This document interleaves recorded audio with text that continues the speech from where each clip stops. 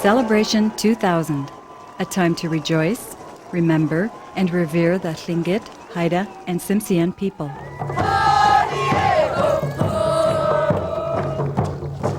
I come every year because the people, there's nothing like this.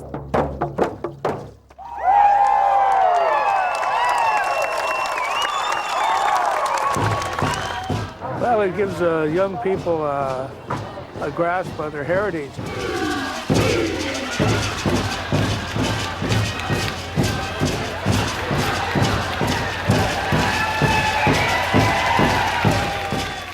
I think it's wonderful. It's good for the young people, it's good for all of us. All the knowledge was tucked away years ago, and reopening it is the utmost challenge, and we're meeting the challenge by doing this. It just makes a guy feel great that it's happening. It makes me feel good, like expressing yourself, the true meaning of who you are, and, so people don't forget. Celebration, a biennial gathering where families reunite, where clans, dance groups, and artists reveal the vitality and strength of their culture. Celebration is more than singing. Celebration is a look at our heritage and a look at the respect that our people had for each other. The first celebration was in 1982, born out of growing concern that the Tlingit, Haida, and Tsimshian traditions were being lost. Rosita Whirl, speaking at Celebration. Our elders came together in a meeting in Sitka in 1980. They likened our culture to a blanket, and they said, our hands are growing weary of holding on to our culture in the face of all of the forces that tried to get rid of our culture. They said, our hands are growing weary. And so they passed this responsibility on to Sealaska. With the elders as their guide, Sealaska formed the Sealaska Heritage Foundation, an organization dedicated to preserving, promoting, and maintaining the cultures and heritage of the Tlingit, Haida, and Tsimshian people. Celebration. There's nothing else like it in Alaska. It's the largest gathering of Southeast Indians, and it's growing every year. More than 1,700 dancers, some 50 dance groups, and over 40 artists journeyed to Juneau from Seattle, Anchorage, and every community in Southeast Alaska.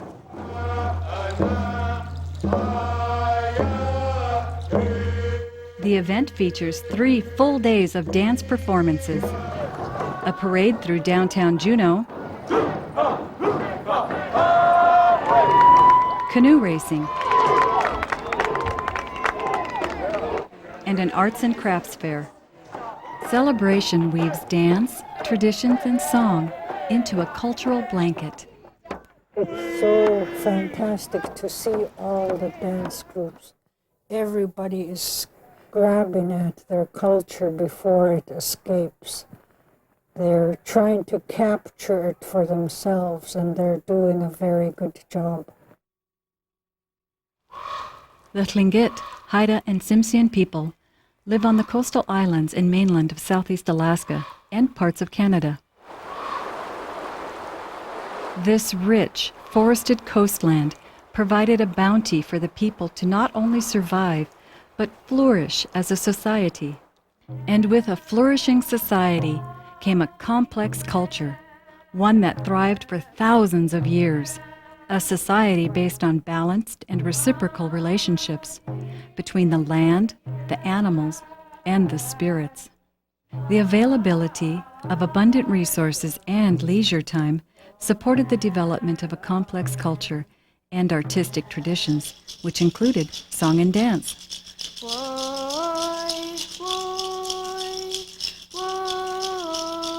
Singing played an integral part of Tlingit life.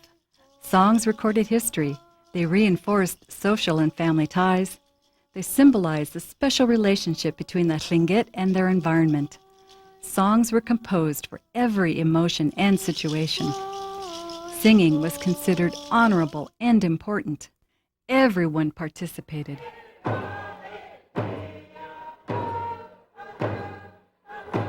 The goal of celebration is to perpetuate our culture and to allow young people to learn and celebrate the ways of their ancestors.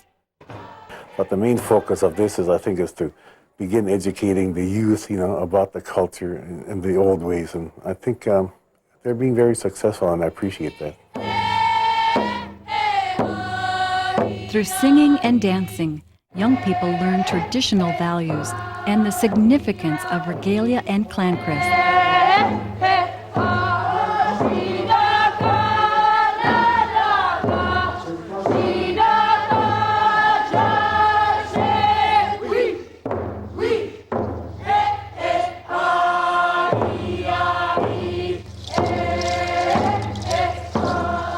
You see the young people now, the little ones that are just learning how to walk.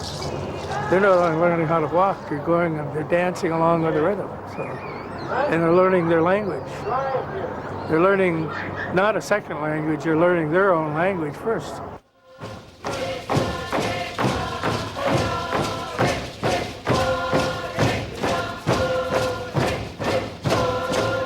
We come to celebration because we celebrate our culture, and so we can learn more about our culture, so our culture will stay alive. This is important to natives, so that's why we dance.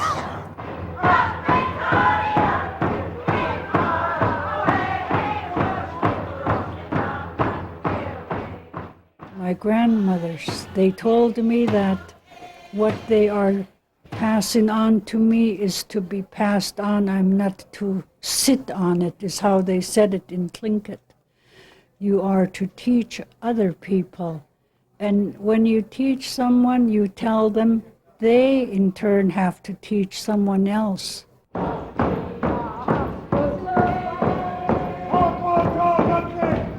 The elders have knowledge of people who were before them, the oral tradition people. And there were some valuable lessons handed down to them from experience, from hardship, from trials, from whatever. And each elder carried particular gems of the culture. And these gems they would share with those who followed.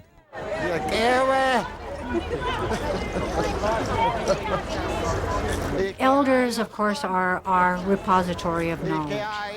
And with the passing of each elder, we know that vital knowledge is lost.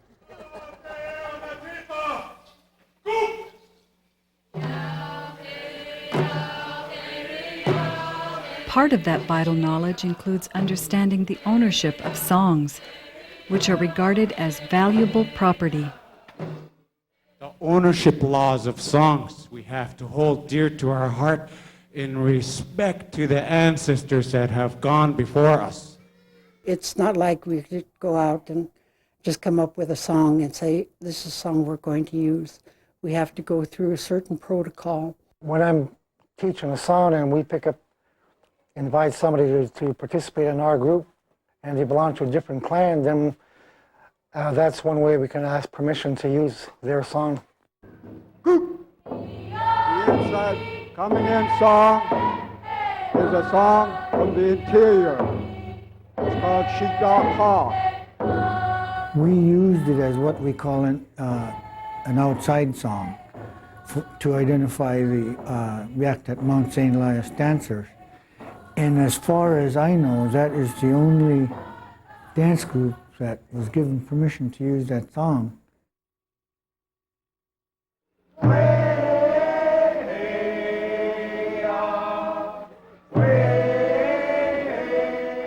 The spirit, or Yekuti song, is one of the most sacred songs performed at celebration. Each song represents a particular spirit, or yek.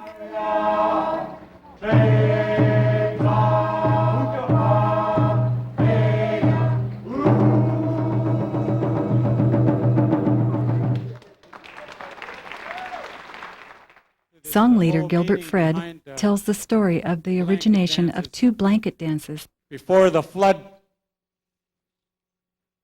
the Deshitan loved to go down to Prince of Wales Island for the big coho and sockeye. And when they were down there, they had a war with the Kushta Kwane, supernatural spirits. And the Tlingits were getting the better end of the Kushta Kwane. And so they called for a Guakan peace dance, peace ceremony.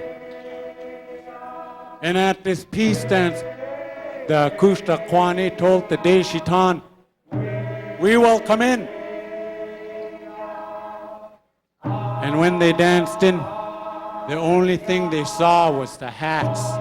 It was as if they were suspended in midair. This is what our blanket dance symbolizes to us. We've kept on to this tradition, and we honor our ancestors and promise them that we will continue to carry on this tradition in respect for their teachings. Spiritual power emanated from these songs, and guests were to respond with a song, or at least a speech, to balance the spiritual presence.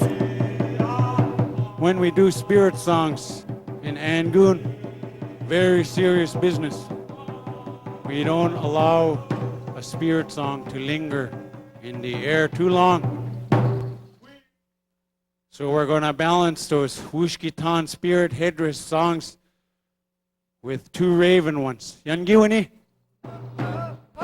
When you see the feathers from the Shakiyat, it is as saying, if I have ever said anything to you that might have rubbed you wrong, let my words be as the feathers to you and bring you no harm. They symbolize peace to us.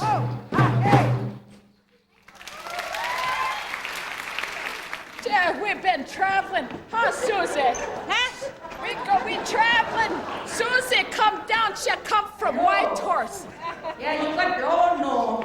You got problem it's there. falling down. During Celebration 2000, a break in the dancing occurred when members of the HC and Tuwu Tlingit dance group from Juneau performed a skit of two Tlingit elders. For nothing. Have a husband just like that. Oh, gosh. Southeast Indians have always enjoyed laughing and having fun. They delight in playing jokes and can laugh at themselves just as well. Hello. Good to see you. She come all the long way. way. Whitehorse. Yukon way, that's long ways, huh? Yukon, she come all. How many Yukoners here say, woo? Gee, that's there was good. like 10. Yeah, there's 10. That's good. Well, they come out. That's good. That's good, you come. I'm Everybody gonna move else is up at there. Kmart, huh? We was afraid to come back after that photo this morning. Gee, Oh, that gosh. took how long, huh? How long does it take to take a picture? We was waiting and waiting and we was hot. There was nowhere to sit. They were just pushing us around, huh? I know. Besides that picture costs $40. I'm gonna charge him $40 to take our picture. How long is Yeah, it?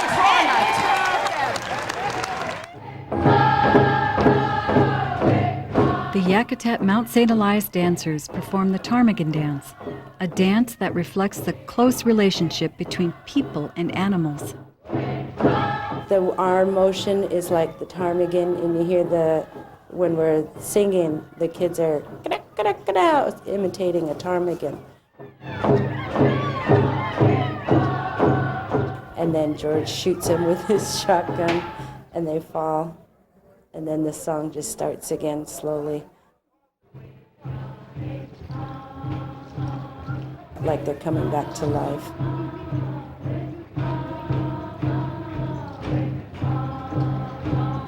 This song represents the Tlingit's belief in reincarnation.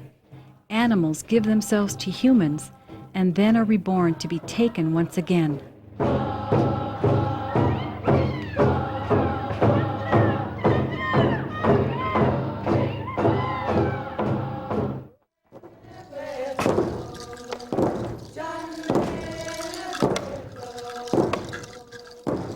Dancers often imitate animals or the spirit of an animal.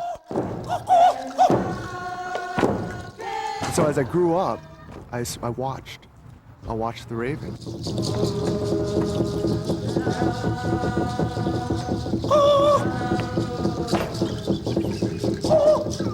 I learned and imitated how they walked. And how do they move their heads? If you watch the raven, they're always looking around, curious, very alert, and jumping around, very curious animals.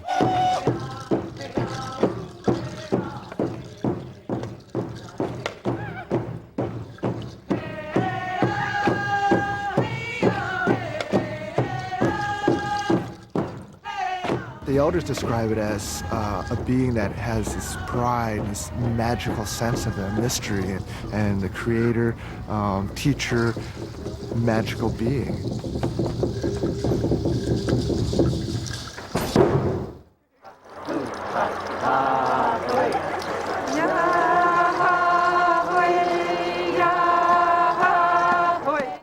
Regalia is a vital element to ceremonial dancing, with the greatest importance being placed on one's crest, which is a symbolic representation or insignia of the clan or house group to which they belong. Crests were acquired in ancient time by one's ancestors, and the crest helped determine their destiny. You feel very much the bonds to your ancestors.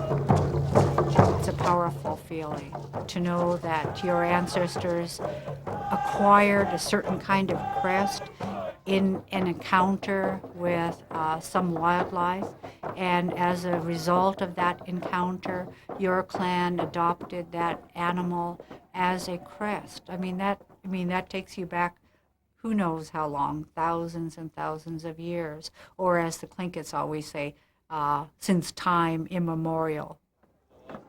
Crests symbolize the special and spiritual relationship Indians have with their ancestors. A family's crest can be represented on a variety of objects. My headdress is a raven, and my tunic is a dog salmon, which is on my grandfather's side from Salmon Creek. And then the moccasins come from White Horse area. Regalia is not just decorative or merely functional, but also conveys information. She's wearing a raven. You know she's from the Duckdainton Hit House because she has a seagull on it. She follows her mother's side, and I'm her mother, so Duckdainton Hit. A crest serves as identification today, just as it did generations ago. Say my son was walking down the street in Yakutat 200 years ago. Everybody would know exactly who he is just by looking at his Chilkat blanket. They would say, oh, there's a Chilkat man walking down the street. He comes from the Wolf House. They would know exactly who he is just by looking at his regalia. That's the purpose of the crests, so people could know what house you come from and what tribe you are.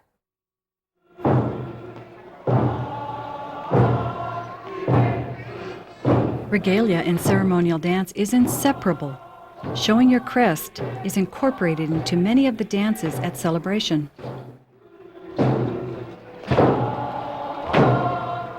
When that person came in backwards with their blanket, you immediately knew where that blanket, what clan was coming in dancing like that.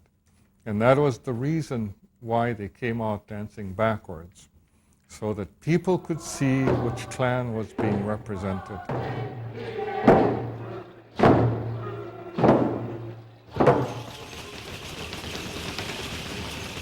Tlingit regalia and their decorations vary greatly and can be attributed to their extensive trade networks. The Tlingit adopted and incorporated designs and styles from different peoples.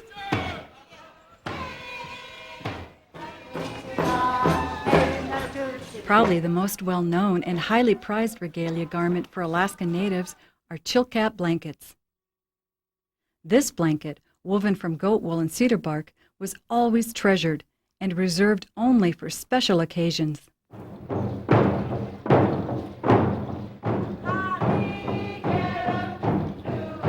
The fourth generation Tsimshian dancers performed their button blanket song at Celebration 2000. Button blankets came into use in the middle of the 1800s, when woolen cloth and pearl buttons were obtained in trade from Europeans and Americans.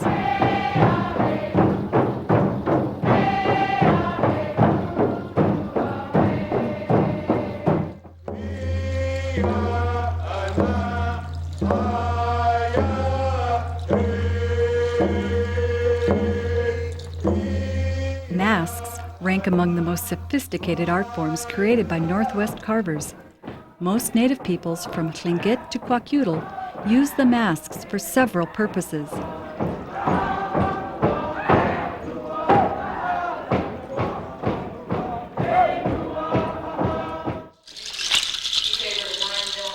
The mask was a tool of the shaman, representing powerful spirits and spirit helpers, such as crest animals.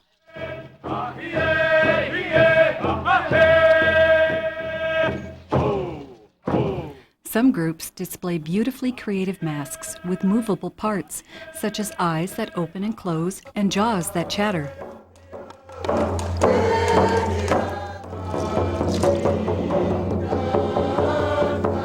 The Rainbow Creek dancers perform with large transformation masks, which symbolize multiple spirits. These lightweight masks are fastened to the dancer by a harness. Long strands of shredded cedar bark hang from the masks and the shoulder, covering the dancer.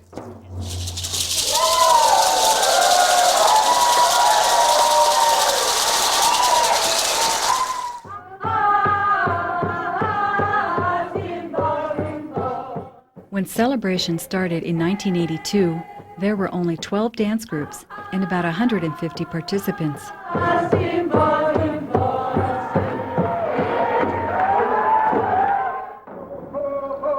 The face of Celebration has changed throughout the years. If you looked at the first celebrations, you'll see that it was comprised mostly of older people and adults, and there was an absence of children. And now today, of course, when you go to Celebration, more than half of the participants are children or young adults. So I think that's been the most dramatic change.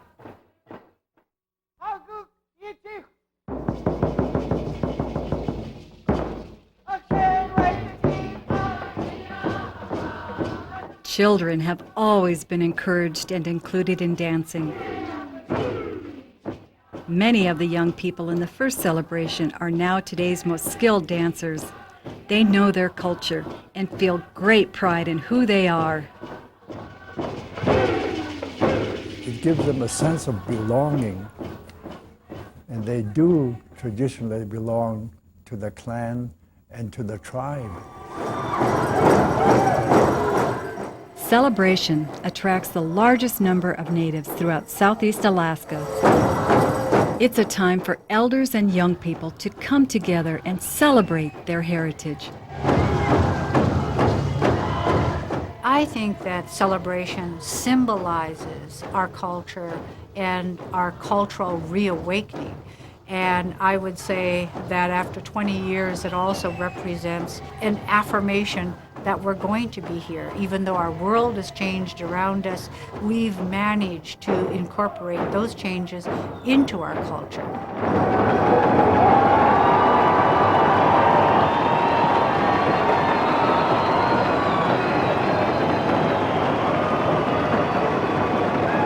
My mother once told me, she says, someday these children will be your strength. Our children do not emulate our ancestors. They are our ancestors.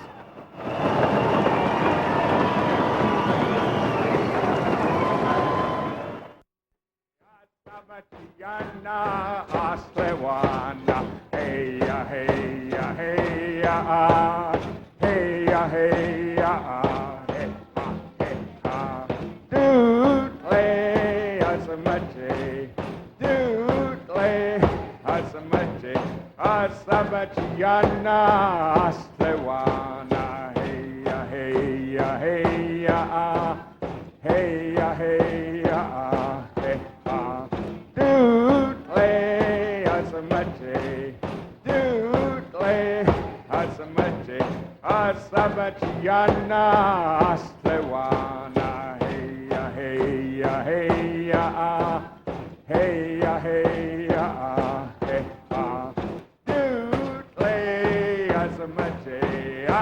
Asamatiana Aslewana Heya Heya Heya Heya Heya Dootle Asamati Dootle Asamati Asabatiana Aslewana Heya Heya Heya Heya Heya